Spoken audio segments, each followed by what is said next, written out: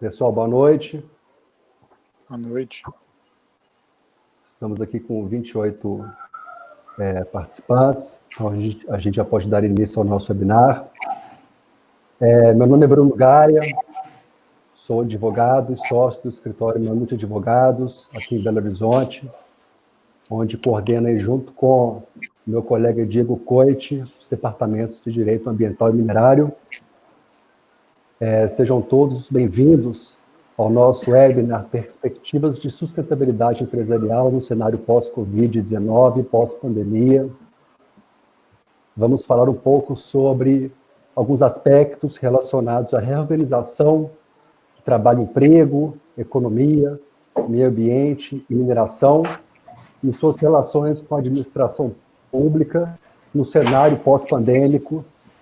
Além disso, as alternativas para uma boa recuperação econômica e o que esperar do Estado quanto a esse aspecto, né, nesse processo, o papel da mineração enquanto atividade essencial na recuperação da economia. Nesse sentido, eu gostaria de dar as boas-vindas e agradecer imensamente a presença dos nossos convidados. Eu vou falar em ordem alfabética. Cledorvino Bellini, empresário, ex-presidente da Fiat, ex-presidente da CEMIG. Cristiano Parreiras, empresário, diretor administrativo do Sindiestra, diretor da Seminas, meu colega Fabiano Maia, gerente geral jurídico da Gerdau, Wilson Brumer, empresário, ex-presidente da Vale, da Uzi Minas, presidente do conselho diretor do IBRAM, além, é claro, da participação do meu amigo e companheiro das lides diárias, Diego Coit. É com você, Diego. Boa noite a todos, boa noite àqueles que nos acompanham, sejam muito bem-vindos. Obrigado a todos os nossos convidados pelo aceite na participação do nosso webinar. A proposta da organização aqui do nosso evento deve contar com pelo menos 2 momentos. No primeiro momento, os nossos convidados farão as suas exposições, e na sequência nós abriremos aí para as perguntas e para os debates. Aqueles que tiverem interesse em enviar questionamentos para os nossos convidados podem fazê-lo por meio do chat. Nós temos uma equipe de apoio aqui que recebe esses questionamentos e vai direcionar esses questionamentos aqui para os nossos convidados. Tá? Sejam muito bem-vindos e passo imediatamente a palavra para o Bellini fazer suas considerações iniciais em relação ao nosso tema. Bem-vindo, muito obrigado, a palavra está com você, Bellini. Obrigado, Diego. Boa noite a todos.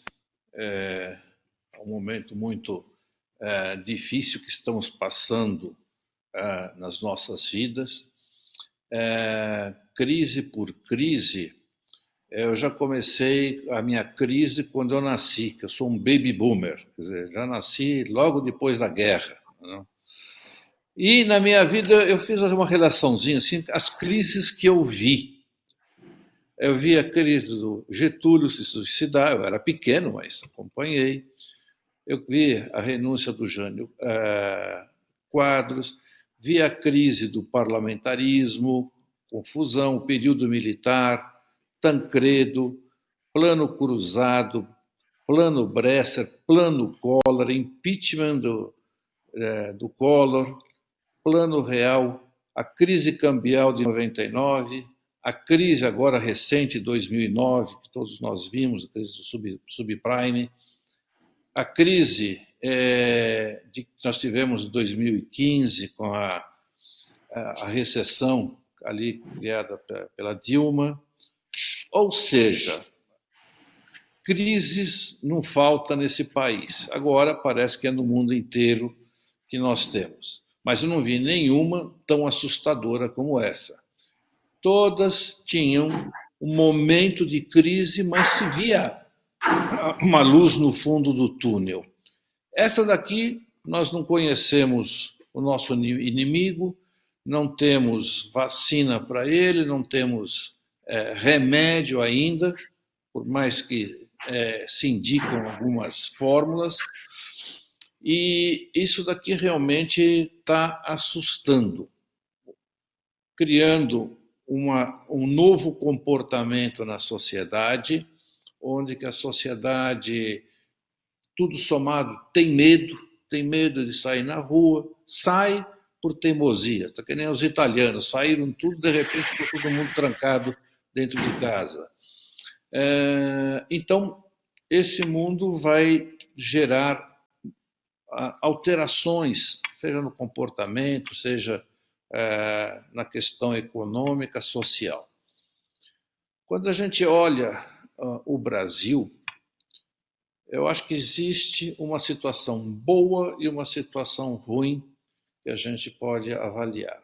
Primeiro, você vê que nós temos uma agricultura fantástica, uma agricultura que vai tranquilamente sobreviver a essa crise, tem uma sustentabilidade fantástica.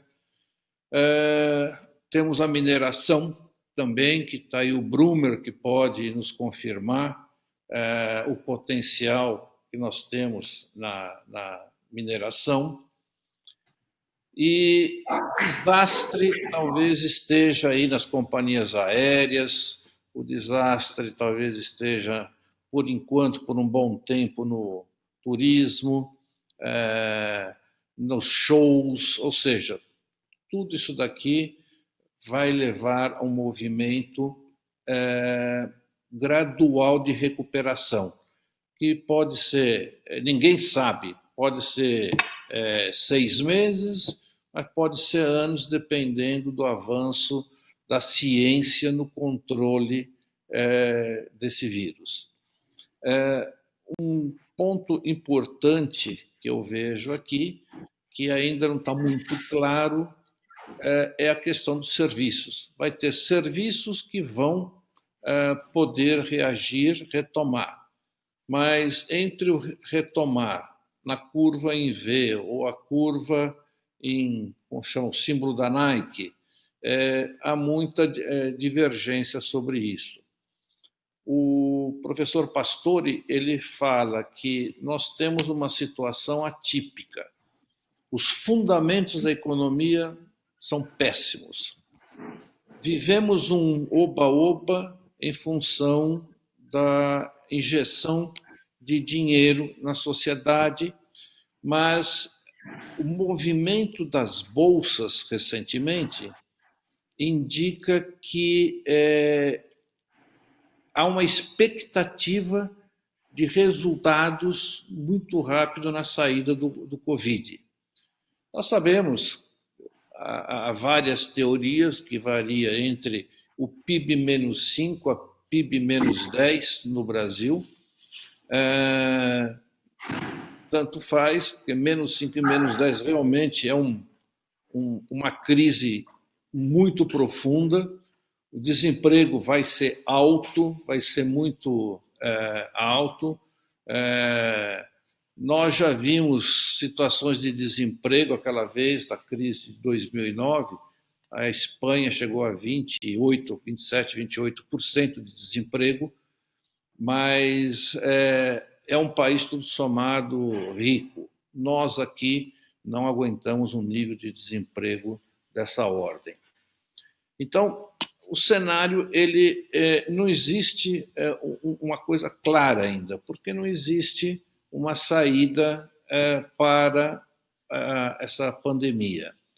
Agora, as notícias de hoje é que o vírus, para aqueles que são assintomáticos, não passa para outras pessoas. Todo dia chega uma notícia nova, daí 2 dias muda, ou seja, há uma incerteza total que está acontecendo e você vê o mundo perplexo realmente.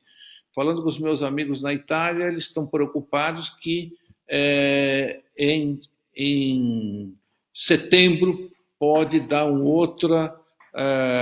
outra crise devido a todo mundo sair. Eles estão no verão agora, mas estão preocupados que em setembro começa a esfriar, pode já o vírus retomar com força. Então, muita coisa desencontrada. A única coisa certa é que tem um buraco aí. Não sabemos medir o tamanho desse buraco. Alguns setores vão sair bem, alguns setores vão ter dificuldades. Se eu olho a indústria ela é sacrificada porque, à medida que não tem o varejo aberto, não há venda, consequentemente, não há compra nas indústrias. Pode ser alimentação, todo mundo compra, mas quando a gente fala em carros, por exemplo, vai ter uma redução muito grande, ou pode acontecer o contrário. Na China aumentou as vendas de carro. Por quê? Porque ninguém mais quer de transporte coletivo. Todo mundo quer ter o seu carrinho. Então veja que o cenário muda a cada lugar, a cada região. No próprio Brasil, temos vários Brasis. Você vê estados do sul que estão muito bem, mortes por 100 mil habitantes, e você vê estados do centro-oeste com um alto índice de mortes por 100 mil habitantes. Então, é uma crise difícil. O que eu vejo é que o Brasil é grande, o Brasil vai superar, como superou todas as outras crises. Eram crises mais fáceis. Sem dúvida nenhuma, acredito que a ciência vai encontrar uma forma de conter o vírus e acredito que vai voltar uma normalidade, não como era. Eu entendo, por exemplo, eu durante 12 anos, eu ia para a Europa ou Estados Unidos, no board, fazer reunião 1, 2 vezes por mês. Nós vimos que a videoconferência resolve tudo isso daí com segurança absoluta. Esse é um exemplo do que vai realmente acontecer. Eu, falar honestamente, fiquei preguiçoso nessa crise, porque compro tudo pela internet, faço tudo pela internet, ou seja, mudou o meu comportamento. Se eu vou voltar como antes, não sei, mas eu entendo que muita gente vai acompanhar esse modelo que é muito mais racional, muito mais produtivo. Esperamos que seja sem o horror desse vírus aí. Essa é a expectativa. Estou à disposição para as perguntas.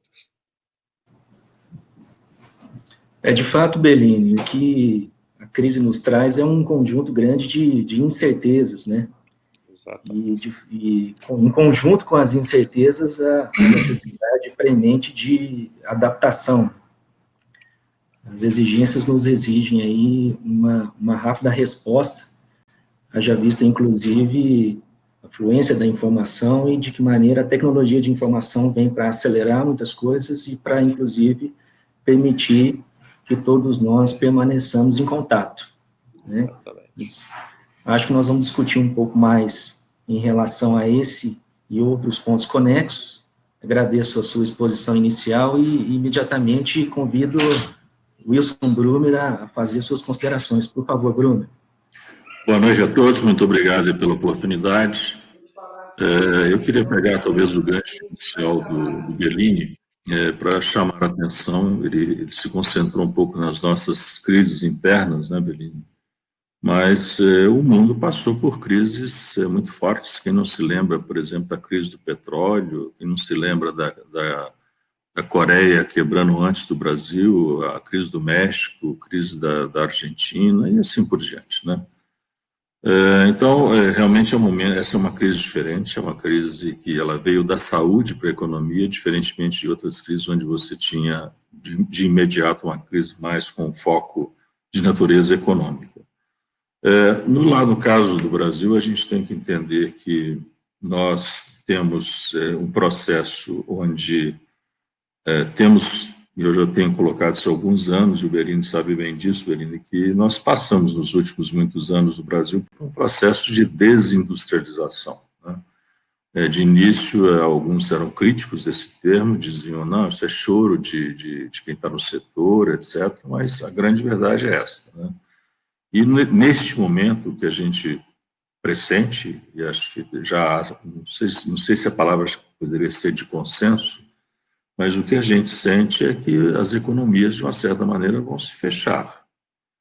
Por uma razão muito simples, né? O Bellini também comentou a questão do desemprego. E o fechamento das economias não vai se dar necessariamente por ideologia ou coisa parecida, ela vai se dar por pragmatismo. E os países, todos eles, necessitam gerar empregos. E ao gerar empregos, de uma certa maneira, esse fechamento ele vai acontecer.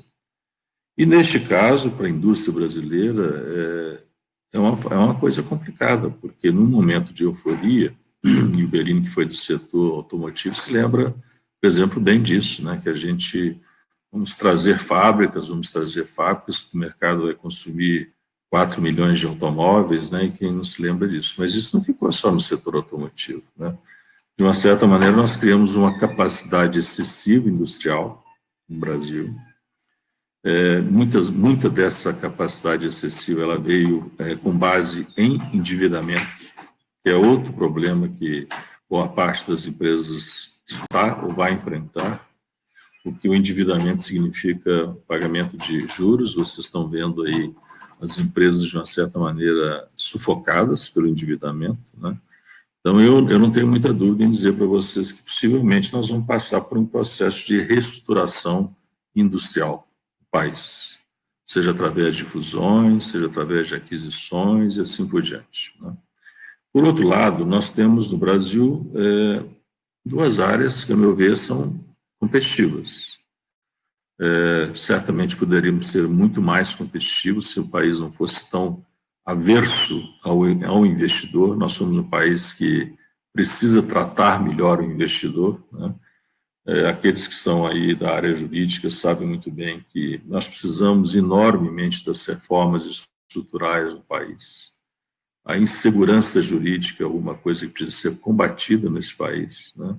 E no momento em que o mundo todo se volta para si, ou para os próprios países, né, essa insegurança jurídica não nos ajuda, né, porque a tendência natural do investidor é buscar onde ele tem mais conforto, onde ele tem menos insegurança, né? Então, são pontos importantes que aqueles que estamos ouvindo, se nós tivermos pensar aí numa grande prioridade, além das reformas estruturais que precisamos passar para tornar o Brasil competitivo, precisamos certamente aí continuar com as nossas reformas, né? E eu, como cidadão, ando um pouco preocupado, porque nós estamos destruindo tantas pontes que eu não sei onde é que estarão as novas lideranças para construírem novas pontes. É outra coisa importante que o país vai precisar. Bom, eu, como representante da mineração, para também não ver só o lado negativo das coisas, o setor mineral, você sabe muito bem, enfrentou duas crises, eu diria a você, históricas, em função de duas tragédias que aconteceram muito recentemente, uma delas em Mariana e outra aqui mais recente em Brumadinho. Tragédias essas que fizeram com que o setor refletisse muito sobre pontos importantes. Pontos esses que passam, antes de mais nada, por uma perseguição quase que obsessiva, que tem que ser mesmo, de segurança operacional. Nós temos que minerar, sim, mas não colocar em risco vidas, não prejudicar famílias, não fazer com que aspectos de natureza socioeconômicas aconteçam em função de vidas que se perderam. Por outro lado, é um setor que eu costumo dizer, onde a gente às vezes bate no peito e diz que o Brasil é um país mineral, nem tanto assim é verdade. Nós somos hoje um país que tem alguns minérios nos quais no mundo nós somos atores, somos players importantes. E aí eu chamaria atenção para o minério de ferro, onde a gente é realmente um produtor importante, para o nióbio, onde a gente é um produtor importante. Mas se começarmos aí a listar para vocês aqui uma série de minerais, a gente vai ver que não somos assim tão players no mundo. Por exemplo, quando a gente fala de ouro, né, onde possivelmente em termos de reservas, nós devemos ter 10% de reservas do mundo. Mas a participação hoje de ouro no mundo, nossa, brasileira, é em torno de 2%, onde nós temos algumas empresas formais importantes no país, mas temos uma informalidade enorme, onde vocês veem o garimpo da subsistência, mas o garimpo que usa uma retroescavadeira e tira X quilos, 150 quilos, e é transportado num aviãozinho, isso não é garimpo. Isso é uma forma de impunidade e de informalidade que a gente precisa combater e que acaba afetando a imagem do setor como um todo. Imagem essa precisa ser reconstruída principalmente após essas duas estratégias. E uma coisa que, por incrível que pareça, e que a gente já vem batendo há algum tempo, o setor precisa muito melhorar, é o seu poder de comunicação com a sociedade. A sociedade não conhece o que é mineração, não sabe que é através da mineração que nós temos o automóvel, onde Bellini trabalhou tantos anos, temos o eletrodoméstico, temos o remédio, temos os alimentos e assim por diante, né? Mas, por outro lado, eu entendo que cada vez mais, isso não vale apenas para a mineração, nós vamos precisar mudar comportamentos. O Bellini tocou um pouco nesse assunto, né? Depois dessa crise, N comportamentos vão ser modificados. Será que a gente vai viajar tanto? Será que vamos perder tanto tempo com reuniões ou vamos resolver as reuniões com a forma que nós estamos aqui conversando, né? Então, que vai haver uma mudança comportamental, sim. E, por incrível que pareça, essa crise no setor mineral, ela ajudou, em termos de mudança, o início de uma mudança comportamental. Mudança essa, que, a meu ver, passa por outros setores, como eu disse, mas passa muito por um modelo novo que o mundo vai enfrentar, que é uma licença socioambiental. A gente fala muitas vezes da licença ambiental. O mundo vai caminhar cada vez mais com licença, de novo, desculpa a repetição, socioambiental. Talvez o Bellini e eu somos dois mais antigos, não velhos, né, Bellini, dessa live, né? Somos os dois mais antigos, ele bem mais jovem do que eu.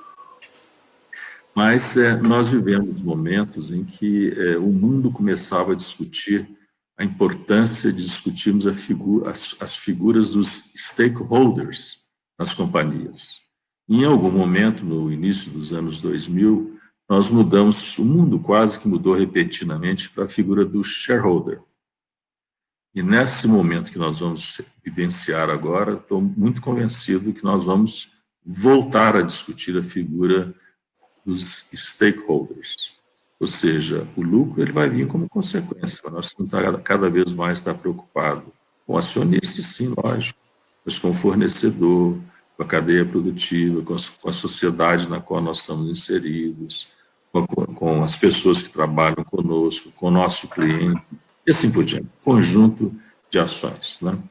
Bom, mas o setor mineral, para não me estender muito, certamente depois o Cristiano também comenta outros, o setor mineral, ele tem aí uma previsão de investimentos pelos próximos 4, 5 anos, investimentos programados de 32 bilhões de dólares.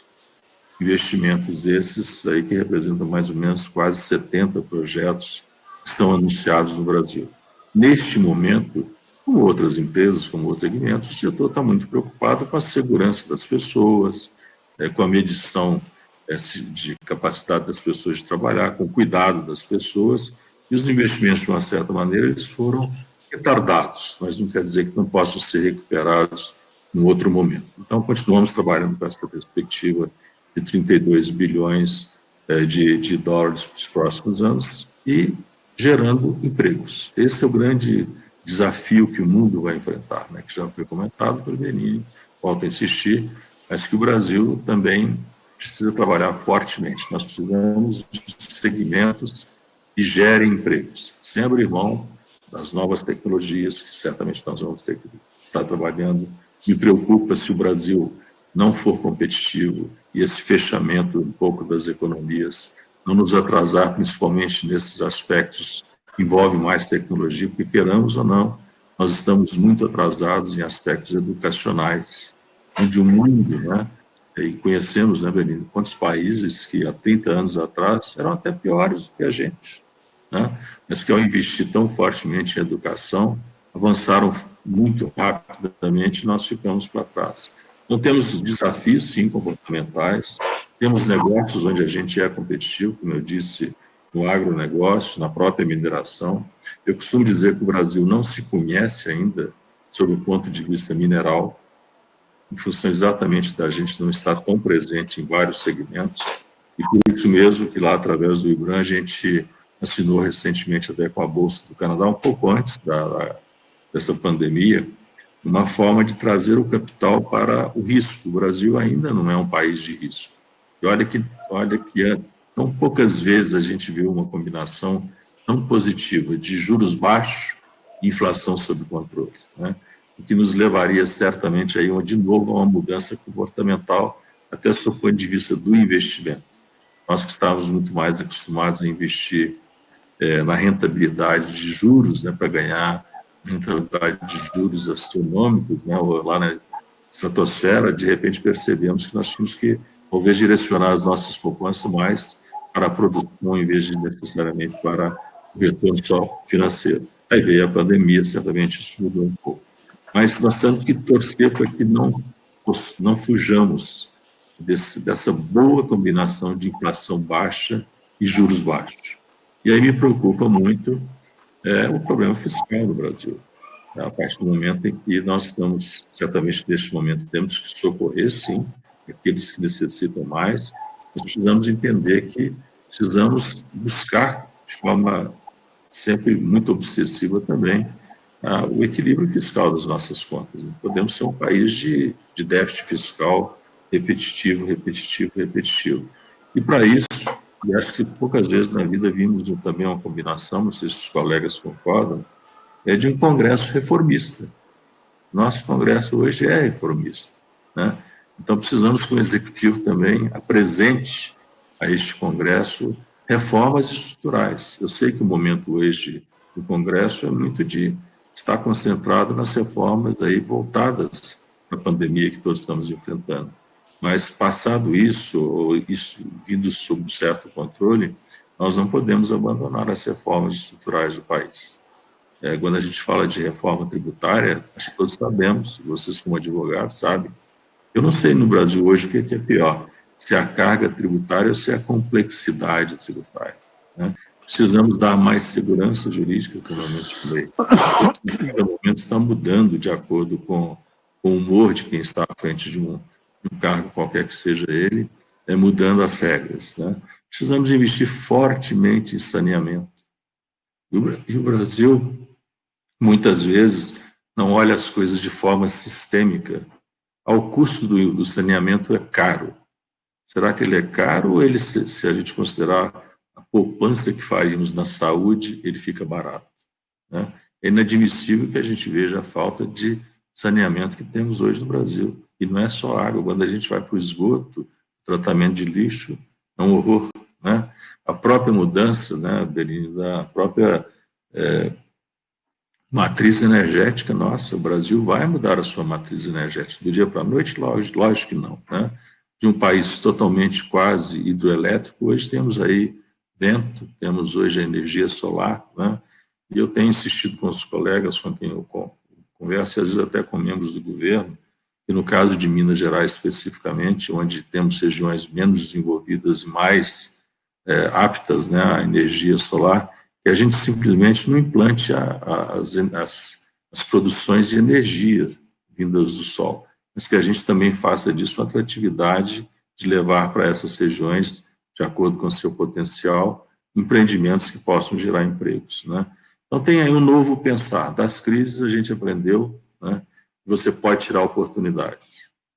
Certamente mudanças comportamentais já foram mencionadas mais de uma vez aqui, vão acontecer inevitavelmente. Segmentos que até pouco tempo atrás eram talvez muito competitivos estarão certamente sob o foco da sua continuidade. Setores vão sofrer mais do que outros, né? Mas o Brasil precisa também tirar um pouco o complexo de ser vagão. A gente precisa olhar um pouco para nos transformarmos também em locomotiva. Não é locomotiva no sentido eufórico, no sentido de não encontrar a realidade. Talvez até a crise tenha nos trazido aí uma certa realidade. A gente achou que vamos eleger alguém, vamos escolher alguns ministros e eles vão ser os salvadores da pátria. Não serão. A sociedade é que vai mudar esse país, né? A sociedade é que vai ir mudando esse país a partir do momento da sua própria consciência da necessidade de mudanças estruturais que a gente tem que ter.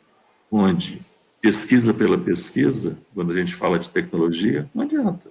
Se a gente deixar a pesquisa nas academias e não transformarmos em produto, pouco vai adiantar, né? Então, nós precisamos ter uma visão cada vez maior de mercado, uma visão onde transformemos a pesquisa em alguma coisa que vire produto, onde o jovem tem esperança neste país. Eu vejo alguns países em que a sociedade perdeu a crença. Isso é a pior coisa que pode acontecer. Nós que passamos, né, Berline, por gestão de empresas, quando os empregados, quando os colaboradores não acreditam na empresa, é o primeiro sinal de fracasso. Isso vale para um país. Nós temos que fazer com que a sociedade acredite no país, tenha perspectiva de crescimento e de oportunidades. Vamos abandonar aquela tese que eu vou mudar para país A, país B, país C, porque lá as oportunidades são melhores. Eu digo para os jovens, digo para os meus filhos, as oportunidades estão aqui. Aprenda a usá-las, né? Então, cabe à minha geração, a geração do Berline, a outras gerações, criar um país melhor para aquelas gerações que virão. Muito obrigado.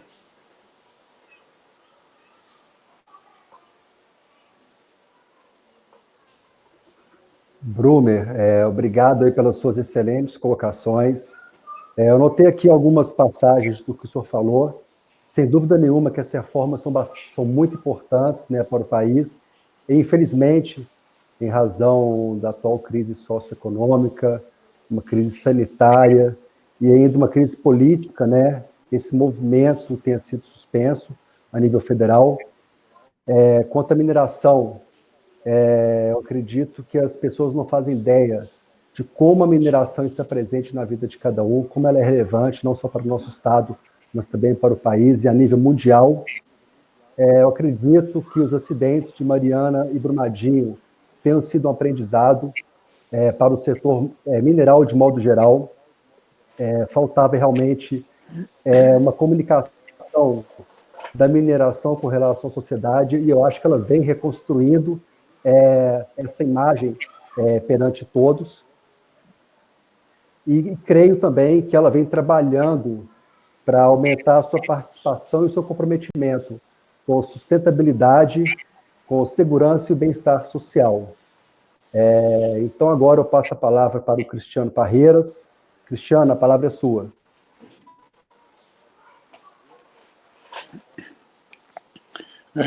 Boa noite, Bruno. Boa noite, Diego. Boa noite aos demais conferencistas aí. Eu peço desculpa porque, para mim, a minha tela, a única tela, eu estou com a imagem congelada.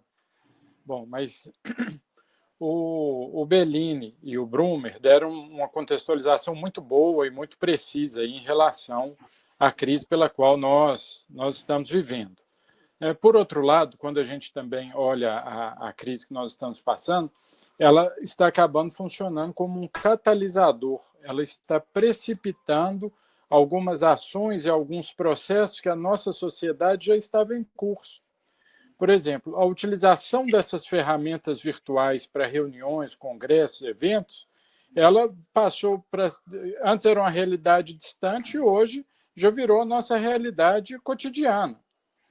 Então, isso vai tornar um outro ambiente de negócios que, a partir daí, as empresas e as pessoas vão ter de se adaptar a essa nova realidade, né? A gente participava agora de uma live há pouco discutindo exatamente como o setor mineral ele pode ajudar o Brasil, Minas Gerais e o Brasil a superarem esse momento difícil. Com a chegada da crise, a gente teve uma depreciação do real frente ao dólar, o que fez com que os nossos produtos minerais, que são em boa parte exportados, tivessem uma remuneração. E com isso, a mineração, então, tanto a mineração como o agronegócio, que foi citado pelo Brumer, passaram a ser mais relevantes ainda no nosso contexto, na medida em que traziam divisas, geram receitas para os estados, para os municípios, para a União. Então, a partir desse novo contexto, né, apesar do dólar hoje, a gente já viu ele já recuou bastante, chegando para um patamar dentro da normalidade, que eu acredito que no primeiro momento teve aí um excesso, mas você tem aí um momento que a mineração e o agronegócio estão aí, se mostram como mais relevantes para auxiliar o Brasil e Minas Gerais na retomada do crescimento. E também não poderia deixar de destacar, você colocou aí bem, Bruno, a mineração ela passou a se comunicar,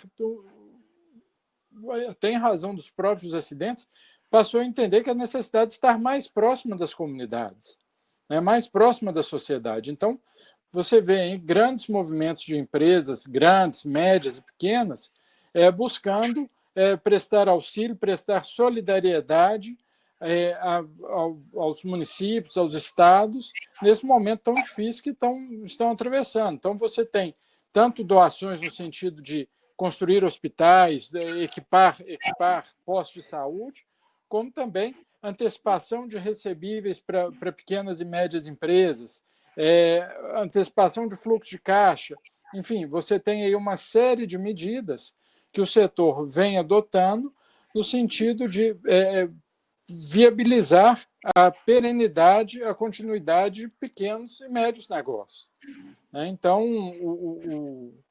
acho que é muito importante, muito agradecer a vocês aí, do escritório, de promover esse debate, nesse momento que essa semana a gente começa a ver um movimento um pouco maior aqui nas ruas de Belo Horizonte, alguns comércios já abertos. A gente vê no mundo afora, a Europa já se abrindo de uma forma mais forte. Então, eu acredito, que a gente tenha, e como otimista que sou, uma solução para essa questão, uma vacina, um remédio, enfim, alguma coisa que venha a dar uma solução mais definitiva para a questão do coronavírus, mas também vejo a sociedade já movimentando numa direção. Então, nessa hora, eu vejo que a importância do setor mineral, ganhando mais força aí para poder ser uma âncora, uma mola propulsora para poder viabilizar a continuidade do Brasil, que a gente teremos certamente um PIB de -5, -10, como citado pelo Bellini, mas que a gente possa rapidamente poder retomar aí o caminho do crescimento que o Brasil começou a trilhar no início desse ano.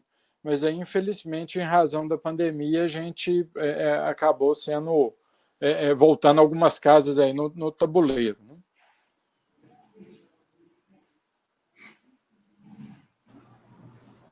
Cristiano, de fato, a gente viu nessa pandemia alguns bons exemplos, alguns exemplos interessantes que, no meu entendimento particular, refletem exatamente maturidade em relação ao aspecto sustentabilidade. Muitas das empresas tiveram aí preponderância na tomada de ações efetivas, inclusive distantes daquilo que é o objeto do seu próprio negócio, no melhor sentido de dar respostas efetivas às necessidades mais prementes das comunidades em que elas estão inseridas e da sociedade em geral. Se a pandemia trouxe oportunidade da gente debater esses temas e de fazer reflexões, acho interessante destacar que, diferente de outros tempos, nós tivemos aí bons exemplos, exemplos importantes, e penso também que nos cabe refletir quais são as formas que nós vamos ter para poder perenizar essas percepções em ações futuras, e que a necessidade... Lúcio, não fecha essa porta, não? A necessidade dessa presença, ela se manterá aí no próximo período, no período imediato. Tá? Obrigado pelas suas colocações, Cristiano. Chamo agora o Fabiano para suas considerações, por favor. Vamos lá. Boa noite, pessoal. Obrigado, escritório, pelo convite. Quero parabenizar os colegas aí pelos belíssimos pontos colocados, quando eu recebi o convite, né, do escritório, né, e até o próprio Bruno, né, colocou para mim e falou, Fabiano, gostaríamos de falar de sustentabilidade no pós-Covid, né. Então, eu gostaria de dividir aqui com vocês, com as pessoas que estão assistindo, a minha experiência, né, como advogado, né, e também como cidadão, nesse cenário, né, novo, né, acredito que, conforme o Bellini e o Bruno trouxeram aí, já tivemos tantas outras crises, né, e não será a última, teremos outras, né, e é sempre uma oportunidade de aprendizado. Então, digo que eu estou aprendendo, né, e vou continuar aprendendo.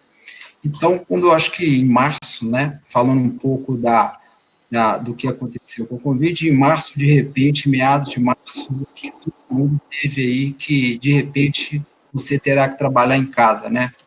Então, viagens, aeroportos, reuniões, audiências, despachos com órgão público, tribunais, visitas, colaboradores, filhos, escola de filhos, e aí, como é que vai ficar todo esse cenário, né? Acho que para todo mundo foi bem difícil no início, né? Mas como tudo na vida, a gente aprende, né? Não foi só aqui no Brasil, acho que no mundo inteiro, né? A gente ouviu aí umas questões relacionadas a caso fortuito e força maior. Então, esse tema foi bem discutido com a pandemia, né? Eu posso, não posso rever um contrato, se aplica ou não aplica, né? Com nossos tribunais, acho que no futuro nós teremos aí uma resposta, né? Mas o bom senso, acho que não foi revogado. Medidas restritivas, decretos, vale decreto municipal, vale decreto federal, vale decreto estadual, quem pode mais, quem pode menos, né? Nós que somos advogados tivemos dificuldades, imagino, né? A gente imagina toda a população como um todo, né? O Covid-19 é ou não é uma doença ocupacional? A gente está falando de uma pandemia, né? Tivemos aí medidas do governo, né, durante a crise, auxílios, prorrogação de pagamento de tributos, né, como que a gente poderia reverter isso aí para que a gente não causasse inadimplência no mercado de trabalho. Diversas legislações relacionadas aí ao contrato de trabalho, né, como que a gente mantém, flexibiliza a nossa relação de trabalho. Reuniões virtuais, mantivemos todas as reuniões virtuais funcionando com as pessoas, no primeiro momento um pouco impessoal, né, mas só que a gente se acostuma também. Julgamentos virtuais, audiências virtuais, admissão de pessoas virtuais, isso tudo aconteceu, né, nesses 80 dias de pandemia, né, e por outro lado, algumas questões também gratificantes, né, no tema de sustentabilidade. Nessa quarentena de 80 dias, né, mesmo dentro de casa, como advogado cidadão, consegui participar de projetos de construção de hospitais em 30 dias, né, hospitais de campanha, reformas de hospitais, doações de ambulância, EPI, álcool em gel. Então, assim, foram 80 dias bem intensos aí nessa experiência, né. Então, fazendo um resumo dessa experiência e falando um pouco do pós-Covid, né, o que a gente espera de sustentabilidade no pós-Covid, a única certeza que a gente tem é a incerteza, né, porque acredito que a gente está num momento muito incerto, né, então a certeza é incerteza. Eu trouxe alguns pontos, né, para reflexão dos colegas, de todos vocês, né, como o Cristiano disse, talvez essa crise tenha sido catalisador de várias questões, né? Inovação, né? Não tem como hoje a gente, em qualquer organização, qualquer empreendimento, pensar em inovação, né? Resiliência. As empresas, né? Como que a gente preserva caixa, como é que a gente age rápido, transforma rápido, como é que a gente olha além da crise, como é que a gente pensa em novos negócios, né? Legado, né? Qual que é o legado, né, que as empresas, nós, empreendedores, aqui no setor de mineração, conforme o próprio Bruno disse, a própria agricultura, nós aqui de Minas Gerais, do Brasil, né, e do mundo, qual que é o legado, né, que a gente quer deixar? A gente tem uma carência na área de saúde, na área social, na área de infraestrutura, né? Qual que é o papel das grandes organizações dentro desse cenário? As pessoas, nós trabalhamos com pessoas. como que nós colocamos as pessoas em primeiro lugar, né, dentro das nossas decisões, né? A gente está vivendo um momento trabalhando dentro de casa, né? Como é que a gente cuida da saúde mental, né, da saúde, né, física das pessoas, né? Como é que a gente gerencia remotamente essas pessoas dentro desse novo mundo, né? Tá todo mundo aprendendo, né? A gente estava acostumado a acordar de manhã, tomar banho, entrar no carro, ir para o escritório. Hoje não, hoje a gente fica dentro de casa, né?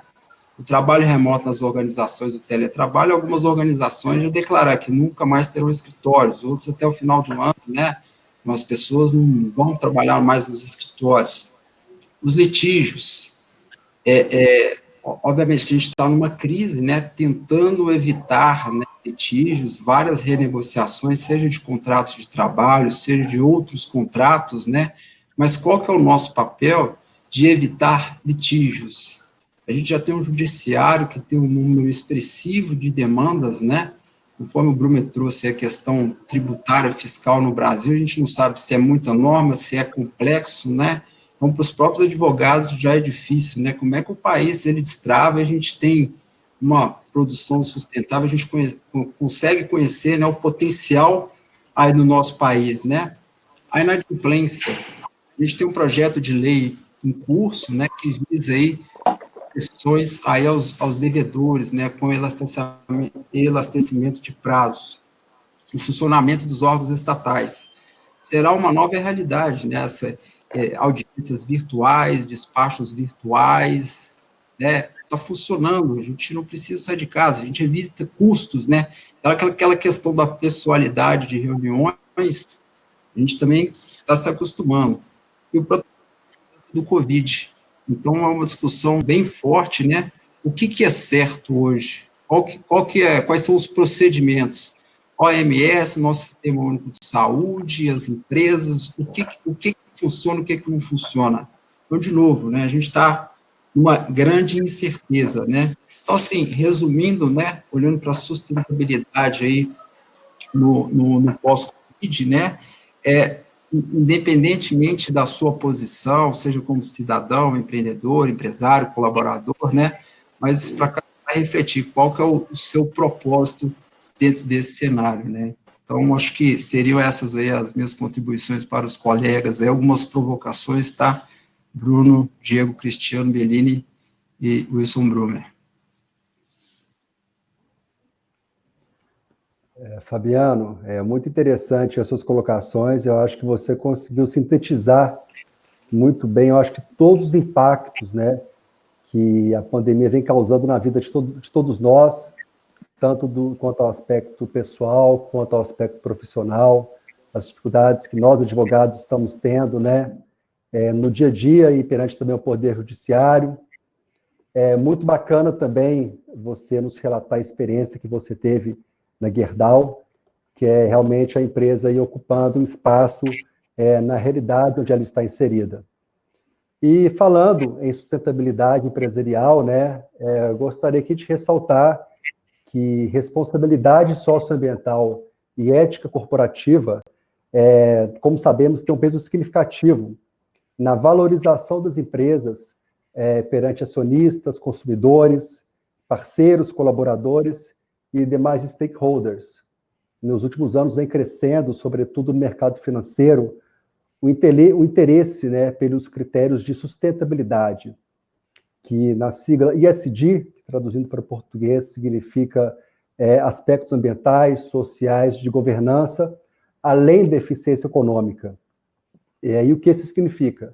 Isso significa que, na prática, os investidores estão mais alinhados a determinados aspectos, como, por exemplo, na área ambiental, o uso mais adequado e responsável dos recursos naturais, atenção às mudanças climáticas, a proteção da biodiversidade, né, que foi o tema da última Semana do Meio Ambiente, investimentos em fontes de energia renováveis, como eólica, solar fotovoltaica, hidráulica, biocombustíveis, justamente em substituição aos combustíveis fósseis, economia circular, que é tão difundida na indústria do aço, reciclagem, a correta e adequada destinação dos resíduos sólidos, recuperação de áreas degradadas, dentre outros aspectos. Quanto à temática social, que é o S da sigla, um respeito profundo à igualdade e à diversidade, tão debatido hoje em dia na sociedade, o tratamento digno aos trabalhadores, teletrabalho tão necessário e tão utilizado atualmente, atenção à vida, à saúde e à segurança e ao bem-estar das comunidades que, de alguma forma, diretamente ou indiretamente, são impactadas pelas atividades, especialmente aquelas atividades que utilizam recursos naturais. Quanto à letra G, governança, a adoção de sistemas de compliance cada vez mais rigorosos, princípios éticos e legais. E no cenário de pós-pandemia, considerando a necessidade premente de relevantes investimentos, tanto públicos quanto privados, para impulsionar e modernizar a economia valida, pós-Covid-19, será a oportunidade, de escolhermos entre voltar ao que éramos antes, o velho normal, com índices de consumo insustentáveis, com desperdício, uma economia torta, ou se governos e investidores vão condicionar os futuros investimentos a novos padrões de consumo, aliás, de produção e consumo, que seria um novo normal sustentável, ou, como alguns preferem falar, uma realidade melhor, com observância estrita da responsabilidade socioambiental, do bem-estar social, o enfrentamento, por exemplo, de questões urgentes, que é a crise da biodiversidade, as mudanças climáticas, porque essas questões, assim como o coronavírus, também colocam em risco a sociedade global. Diego, você quer comentar alguma coisa? De fato, você fez uma síntese aí das colocações dos nossos debatedores. O Bellini comentou sobre como as crises contribuem para efetivamente construir novos comportamentos, muitas vezes como resposta necessária à própria crise.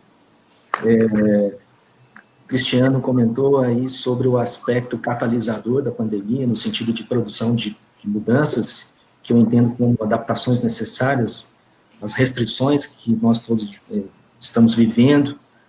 E Fabiano e Bruno deram um panorama mais amplo no sentido da atuação do setor privado, mencionando conceitos, aspectos mais abrangentes, como a licença socioambiental e mesmo como o posicionamento das empresas em relação às suas responsabilidades onde estão inseridas. Mas o ponto que eu penso que nós precisamos debater é justamente, e aí no sentido de estabelecer um contraponto, uma provocação, complementando também o que o Fabiano colocou, o quanto existe, ou qual seria o risco do estabelecimento de novas formas, alterações nas nossas relações, sem necessariamente conseguir avançar na essência qualitativa das coisas, a gente tem que tirar como experiência e fazer todo o esforço necessário para manter, expandir, perenizar aquilo que nós estamos vivenciando aí, de bom, se é que a gente pode, de fato, chegar a coisas boas. Penso que a gente tem que ter sempre uma visão otimista, que ela vai nos levar a cenários diferentes. Mas eu gostaria que os senhores comentassem um pouquinho em relação a isso, por favor. Podem ficar à vontade. Brumer, você. Bom, eu não tenho muita dúvida em dizer a vocês que temas que vocês foram colocados aqui de sustentabilidade, passamos por governança e, queiramos ou não, a gente tocou também em financiabilidade, Se a gente voltar um pouquinho no tempo, a gente vai ver que o termo sustentabilidade, ele começou, talvez na década de 70, década de 80, muito focado na parte ambiental. O termo hoje sustentabilidade, sem nenhuma restrição, sem tirar nenhuma importância, e é forte da parte ambiental, mas o termo hoje ele significa muito mais do que só a parte ambiental. Sustentabilidade hoje, além da parte ambiental, significa tecnologia, significa lucratividade, significa relação com a sociedade. De novo, é a figura dos stakeholders chegando, né? Então, é um termo que ele é muito mais abrangente. E o mundo hoje, eu diria a você que essas três coisas, sustentabilidade, governança e financiabilidade, no fundo, vai levar a uma única coisa na minha percepção. Quer dizer, empresas ou atividades que não sejam sustentáveis no sentido amplo da palavra, de repente, não tem a governança adequada. Então, por que vai ter a financiabilidade? E a financiabilidade passa por são duas vertentes. Né? A do investidor, que vai dizer, por que eu vou investir numa empresa que não está preocupada com a sustentabilidade? Ele não vai investir. Se o investidor não investe, como é que você vai ter o crédito, uma relação dívida-capital próprio adequada? Então, na minha visão, essas coisas elas vão acabar se juntando, quer dizer, no fundo se tornam uma coisa só. Como lá atrás a sustentabilidade começou de forma adequada com o termo ambiental, hoje a sustentabilidade ultrapassou o termo só ambiental. Ele é muito mais do que o termo ambiental, de novo, apesar da importância que tem aí a parte ambiental. Como governança, você se lembra que o modismo da governança nas nossas empresas, quem não se lembra, principalmente aqui no nosso país, onde um conselho de administração era visto como estamos melhorando a governança das nossas empresas. E aí eu vou chamar os figurões para serem membros de um conselho de administração. Isso mudou. Governança é muito mais do que isso, né? Ela abrange muito mais outros aspectos do dia a dia de uma sociedade, de uma empresa. E a governança não é só privada, a governança, inclusive, também do ponto de vista público. Nós, cada vez, como sociedade, temos que exigir também uma governança, seja ela pública ou privada, de forma adequada, né? E, de novo, a financiabilidade. Por isso que, na minha fala inicial, eu tentei colocar que, apesar de todo o esforço que estamos fazendo, nós não podemos abandonar, eu sei que vocês, inclusive, como advogados, possivelmente boa parte das pessoas que estão ouvindo são talvez advogados, e nós, como sociedade, precisamos continuar insistindo nas reformas estruturais do nosso país, né? O nosso país ainda é um país pouco competitivo, um país de mais de 200 milhões de habitantes, onde possivelmente 30%, se tanto, 40%, não sei, somos de fato consumidores, é muito pouco para uma sociedade de mais de 200 milhões de habitantes. Então, nós precisamos fazer para esse campo, para esse hall de consumidores, mais pessoas. O que significa o quê? Mais estudos, significa mais renda, consumo, certamente, e assim por diante, né? Então, esses termos, sustentabilidade, governança e financiabilidade, eu acho que, de novo, sendo repetitivo, eles vão se confundindo, vão se juntando, né? E empresas, gente, que não estiverem preparadas para isso, vão ficar fora, né? Eu não tenho muita dúvida em relação a isso, né? Empresas que hoje não tiverem as suas preocupações com o termo sustentabilidade no sentido amplo da palavra. E aí o meio ambiente é parte importante disso. Quantas vezes na minha vida lá atrás eu dizia que o meio ambiente é parte do nosso negócio? Uma frase que em algum momento eu cunhei por uma empresa que eu participei. Porque por trás, às vezes, de um problema ambiental, existe um problema tecnológico. Às vezes são equipamentos ultrapassados, né, Fabiano? Você que é da área siderúrgica, você sabe disso, né? Às vezes, por trás de um problema ambiental, você tem lá, às vezes, um processo inadequado, uma tecnologia, no fundo, inadequada, e às vezes também tem problemas comportamentais, não é isso? Então, quer dizer, ele é parte do nosso negócio. E a sustentabilidade hoje, como um todo, no sentido amplo da palavra, é, de novo, parte do nosso negócio, como é a governança, como é a financiabilidade. Então, são coisas que, a meu ver, vão se confundindo. Então, é um novo pensar mesmo nosso, como sociedade, um novo pensar como empresas, né?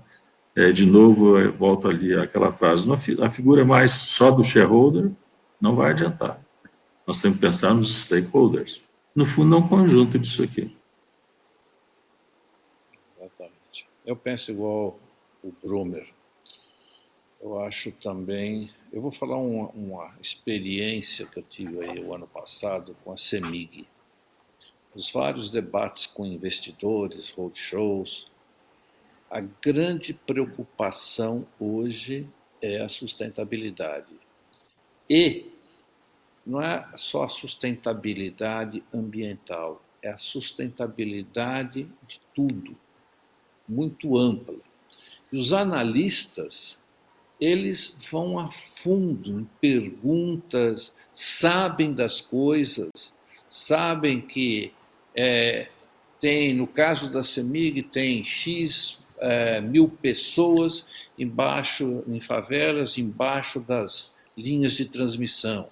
Sabem a questão das barragens, que ficou na moda também. Ou seja, há uma preocupação dos investidores nesse caminho. É óbvio que se a empresa é de risco, eles não vão investir. Mas à medida que você tem programas eficientes de sustentabilidade total da empresa, a empresa também passa a valer mais. Então, é um mundo que eu acho que veio para ficar. Eu acho que é a consciência. E do lado interno, eu concordo também com o Brumer, essa questão das reformas. Se nós não fizermos essas reformas estruturantes, o país vai ficar amarrado, não vai crescer, vai ficar nesse lenga-lenga. E agora, como você falou, a questão dos países se fechando mais, será necessário maior esforço para a competitividade, porque a dificuldade de colocar nossos produtos vai aumentar lá fora.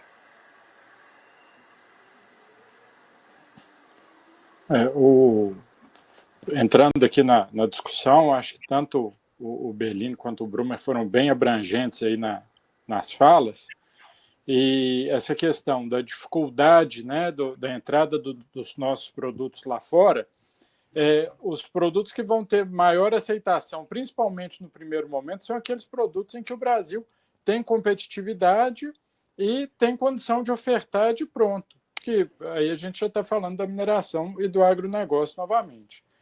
Então, nesse ambiente, eu vejo como muito saudável, né, que o setor mineral continue a produzir de forma responsável, de forma sustentável, né, e que possa continuar sendo aí uma grande âncora para o desenvolvimento de Minas Gerais e do Brasil.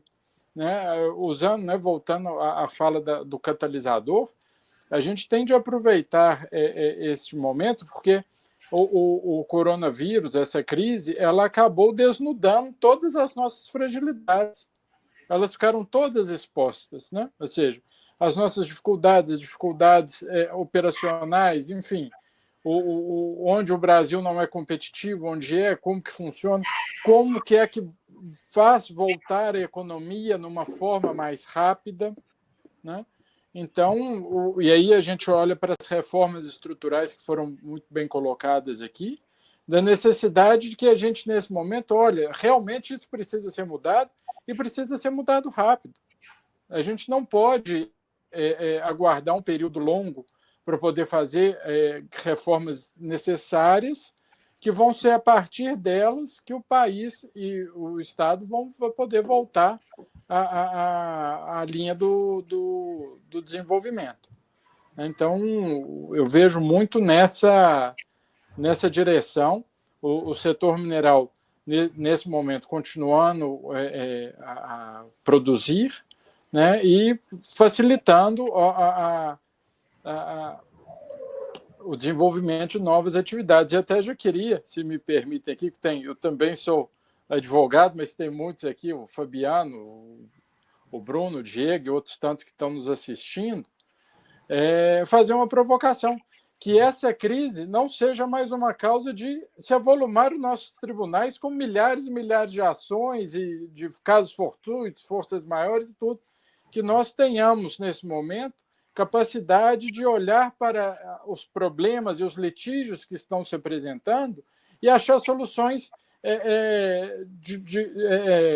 não convencionais para esses conflitos, seja mediação, seja dentro da própria empresa, achar formas mais ágeis para que a gente não tenha aí uma sobrecarga ainda maior aos nossos tribunais. É uma provocação que eu faço aí aos meus colegas do direito. Eu queria, né, comentar aqui, acho que o Brumer resumiu bem o tripé, né? Então, assim, quem sou eu para discordar? Eu concordo em gênero, número e grau. Acho que é o caminho, né? Mais as reformas, né? Então, só ratifico aqui que eu acho que não tem nada de novo, né? Com Covid, sem Covid, né? Esse que é o caminho que a gente tem que trilhar, seja difícil ou não, né? E, Cristiano, quanto a esse ponto aí da provocação, né? Acho que válido, né? A gente tem um judiciário com muitas demandas, muitas ações, né? E às vezes isso é entrave para a economia, para os negócios, né? Então, claro, eu entrei num nível mais, né, específico, né? Mas eu acho que é nosso papel, né? O papel de cada um, né? No seu dia a dia, no que você gerencia, né? Como que você pode, né, tentar evitar o litígio, né? Não pensar, claro, nossa função como advogado, mas como executivo de negócio, né? Como que você pode trazer soluções alternativas, mediação, evitar o conflito, né? Essa questão de caso fortuito e força maior, isso teremos aí, talvez, anos, né, de discussão aí no nosso judiciário, né? A gente teve aí o enfrentamento desse tema em 1999, no ano 2000, da desindexação cambial, né, que os contratos de leasing de automóveis, né? Naquela oportunidade, o STJ, foi uma decisão que dividiu a conta entre o consumidor e os próprios bancos, né, que tomaram o empréstimo em dólar, né? Nosso judiciário enfrenta isso, né? Então, assim, como que nós, né, cada advogado, né, cada empresa, né, e às vezes, né, para a gente chegar num acordo, num consenso, a gente tem que ter dos dois lados, né, tem que ter aí um acordo, né? Como que a gente pode caminhar com isso, né? Acho que é o papel e o compromisso de cada um. Quando a gente fala de sustentabilidade, é isso, né? É geral, né? Em todos os aspectos, né?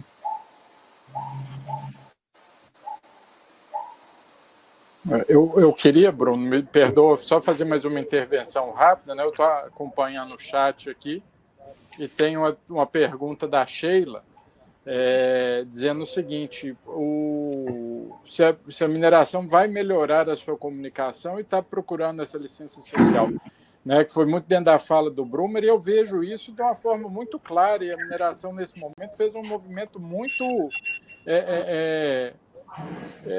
evidente nessa direção, né, de aproximar das comunidades, mostrar que está presente, mostrar que apoia, né, e agora também próximo no sentido, olha, estamos próximos aqui para poder ajudar a retomada da nossa economia. Então, vejo isso como um caminho natural que o setor já vem trilhando. Se me permite, Cristiano, quem foi a pessoa que fez a pergunta, Cristiano, por favor? Foi a Sheila. Sheila. Eu, desde o início, quando assumi lá o Instituto Brasileiro de Mineração, eu tenho colocado esse ponto de comunicação como um dos grandes fatores aí que o setor precisa trabalhar mais, né? Sabemos que não é peculiar, às vezes, só ao setor de mineração, mas no caso da mineração ele é muito claro, né? E não adianta você ir para a televisão, para os meios de comunicação e dizer, eu sou, como chama, pop, né? Como hoje foi muito bem feito pelo setor do agronegócio. Eu tenho até brincado com o nosso pessoal que nós temos que hoje fazer uma comunicação à acupuntura, ou seja, cada coisinha comunicar, né? Cada pontinho que a gente for fazendo não deixar de comunicar. E como o Cristiano falou muito bem, eu entendo que até este momento aí da crise veio nos ensinar. Não é tão difícil assim a gente fazer comunicação. o setor, de repente, ele se aproximou mais da comunidade, né? Não é no sentido apenas de ajudar, não. Você sabe que o setor de mineração talvez tenha sido o setor que mais contribuiu depois do setor bancário aí para ajuda desses processos aí, seja importando equipamento, seja ajudando aí reformas de hospitais, assim por diante, né? Mas não é isso não é comunicação, isso é apenas uma forma de ajudar. Mas, de repente, aí a mineração, vocês sabem que muitas vezes estão em áreas que às vezes nem o governo chega, são áreas tão remotas, né? Que às vezes a presença da mineração, a sociedade não havia, ou havia, às vezes, até com uma certa relutância, às vezes até como inimiga, né? E, de repente, ao comunicar, ao se aproximar mais da comunidade ou da sociedade na qual está inserida, neste momento, de repente a sociedade, opa, a mineração não é tão feia assim, né? Ou, de repente, as pessoas da própria comunicação, não é tão complicado como a gente imaginava me comunicar com a comunidade na qual eu estou inserido. Então, acho que é um processo que está sendo, a meu ver, sob esse aspecto da comunicação, útil. Não quer dizer que já fizemos tudo, longe disso, né? Temos um caminho longo a percorrer, né? Em termos de comunicação, em termos de estarmos mais próximos. Gosto de insistir naquela minha fase inicial. Cada vez mais, isso não é só para o setor mineral, não. Acho que está dentro dos aspectos de sustentabilidade, governança e até financiabilidade. Nós, cada vez mais, temos que estar preocupados com a licença socioambiental. Na nossa vida, a gente não bate na porta do vizinho para pedir licença para entrar na casa dele, ou de quem quer que seja. É a mesma coisa com as nossas empresas, sejam elas de que setor forem, né? Então, cada vez mais vai ser licença, a meu ver, socioambiental. Isso aí, concordo plenamente com os senhores. Bellini, eu acho que tem uma pergunta aqui que é mais direcionada para o senhor. Do Delano Chaves, ele faz o seguinte comentário: o nível de integração entre as cadeias de stakeholders avançada na indústria automobilística, sobretudo com os fornecedores, não seria um dos requisitos para uma maior sustentabilidade, sobretudo se ela for apoiada pela TI?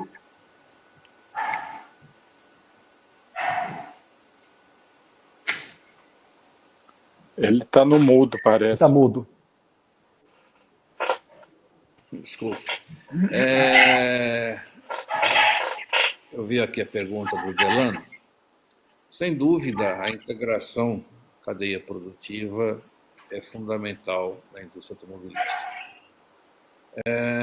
Você tem os stakeholders, no caso da indústria automobilística, são os fornecedores, são os clientes, são os funcionários, o conjunto da sustentabilidade, e assim, a sociedade.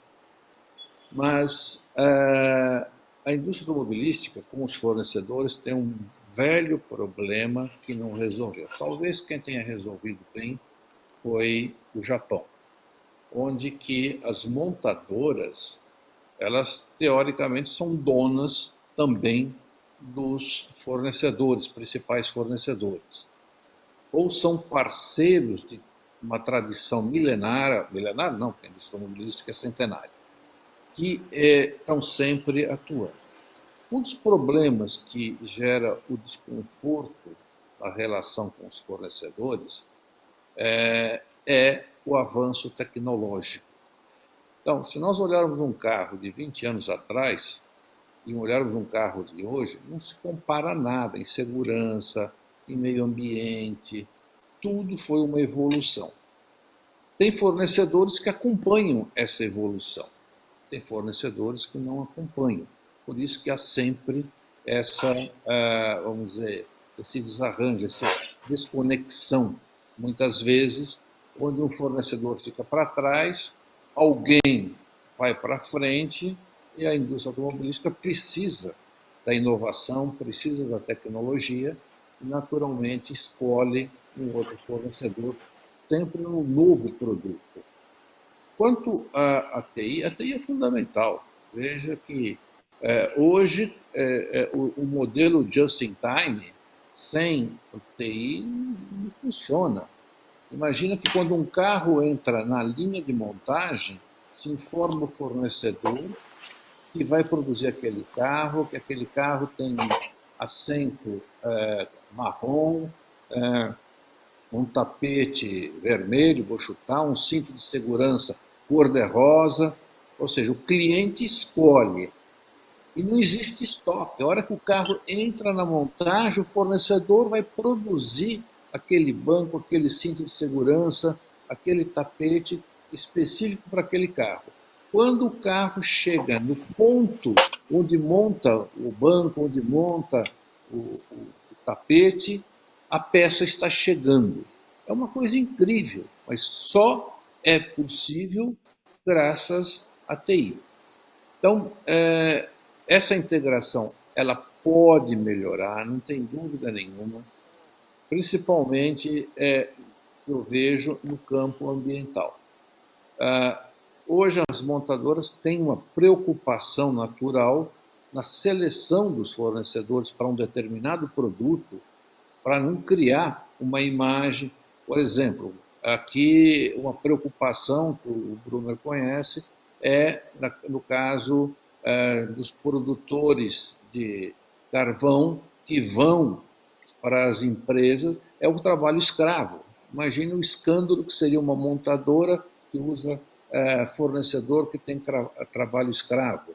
Ou fornecedor, já tivemos casos aqui em Minas Gerais, que pega os resíduos sólidos, acha um buraco lá e enterra lá. Então, vocês que são os advogados do meio ambiente conhecem tudo isso daqui. Então, tudo isso faz parte de um modelo que as montadoras restringem aqueles fornecedores que não têm esse compromisso com o meio ambiente ou não têm compromisso com a inovação para poder dar a sustentabilidade global da cadeia. Excelentes palavras, Bellini. Pessoal, a gente está chegando ao final aí do nosso debate.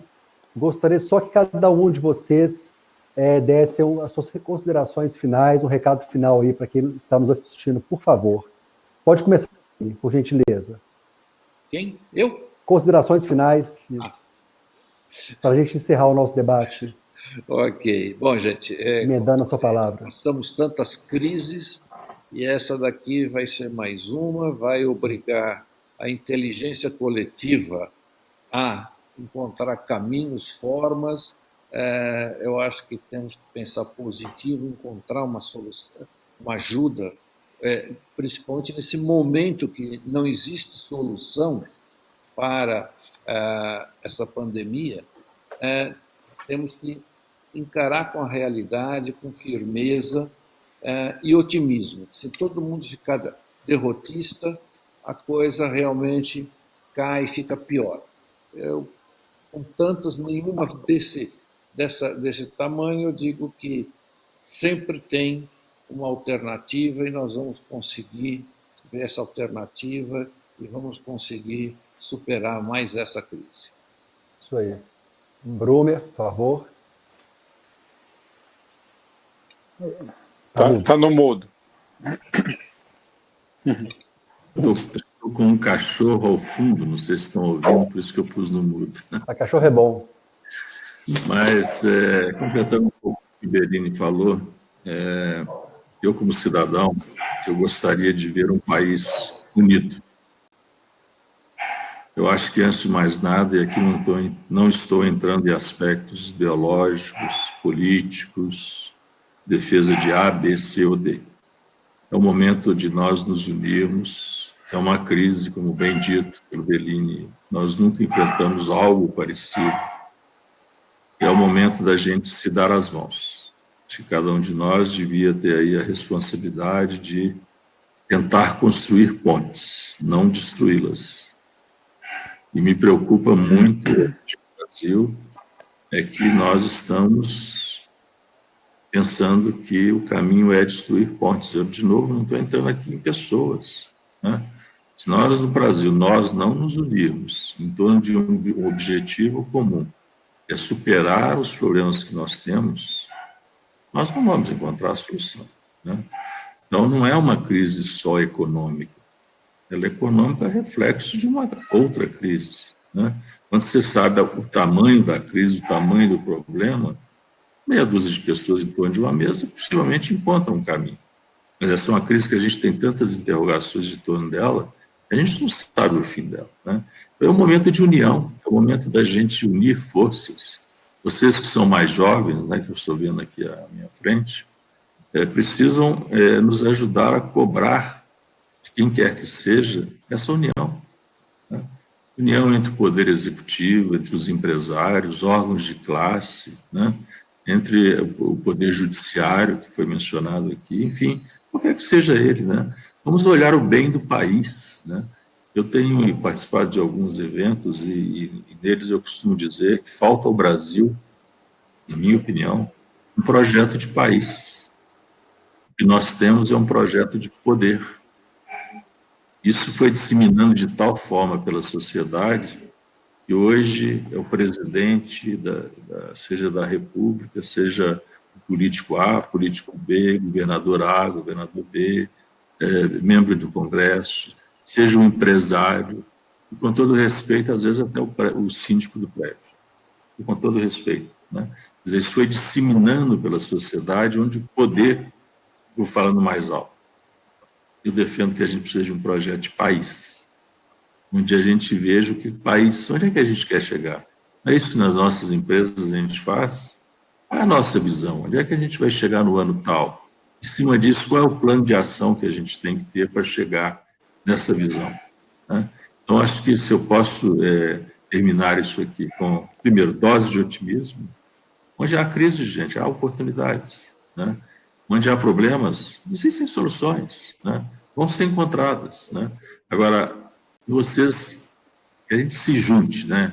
Os mais jovens, os mais experientes, aqueles que passaram por outras crises, e a gente comece a cobrar daqueles que podem decidir união. Se unam em torno de um objetivo comum. Não é desunião que vai levar a lugar nenhum. Se nós ficássemos aqui, cada um batendo boca um com o outro, nós vamos chegar ao final dessa live, concorda? Eu acho que isso fica aí, essa mensagem para as autoridades, seja de que partido for, ideologia que for, né? Mas o que é importante hoje é a gente defender o Brasil, defender as pessoas, né? Nós precisamos nos unir em torno desse objetivo, criar um projeto para o nosso país. Perfeito, Brumer. Cristiano?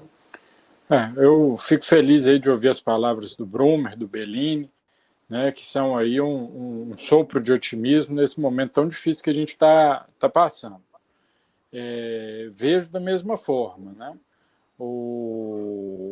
Onde há crise, há oportunidade, embora possa parecer um clichê, um chavão, mas eu vejo muito como uma oportunidade de nós enfrentarmos os nossos problemas que sempre tivemos, né?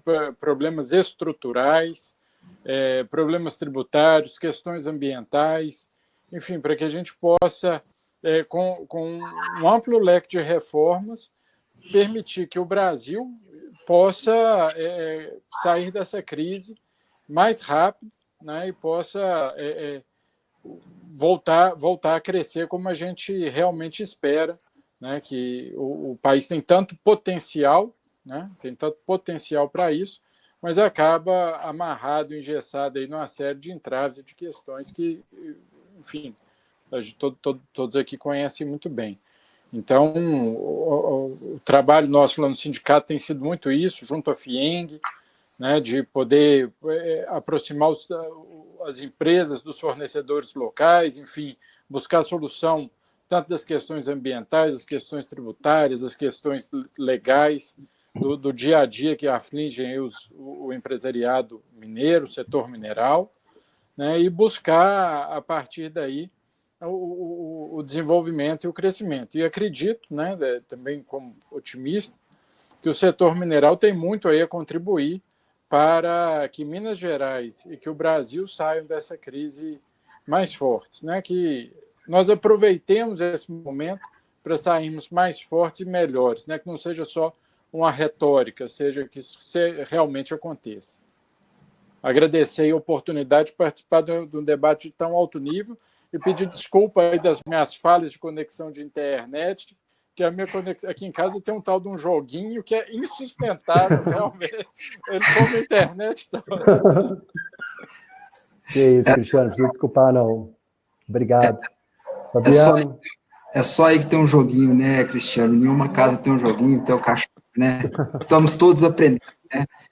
Eu queria agradecer a oportunidade do excelente debate de alto nível, né? Acho que para mim foi um aprendizado aqui hoje com todos vocês, né? Acho que tem a turma nova, né, Bruno? Mas também tem a experiência, a gente unir isso tudo, né? Sim. Esse projeto tem tudo para dar certo, uma né? Troca de informações, então, né? Uma troca de informações, isso é muito... Né? Então, assim, é o legado, eu fecho aqui o legado que eu quero deixar para os meus filhos, para o país, né? Nessa causa do Brasil, né? Não sei quem será o nosso advogado, acho que somos todos nós, né? Mas como que a gente pode contribuir para esse projeto, né? Seja no nosso, onde a gente mora, na nossa comunidade, na empresa, né? Como que a gente pode, né, ter aí um capitalismo consciente aí na nossa sociedade, né? Obrigado aí pelo convite, Bruno, Diego. Obrigado a vocês, agradeço a todo mundo, muito obrigado, Diego, que me ajudou a organizar aí esse debate, Brumer, Bellini, Cristiano, Fabiano. Boa noite a todos, se cuidem aí de quem vocês amam, e a gente espera que em breve aí a gente possa nos encontrar de novo e passar por essa crise aí crescendo cada vez mais. Muito obrigado, pessoal. Boa noite. Boa noite a todos. Obrigado. Fiquem bem. Um abraço. Um abraço. Boa noite. Obrigado.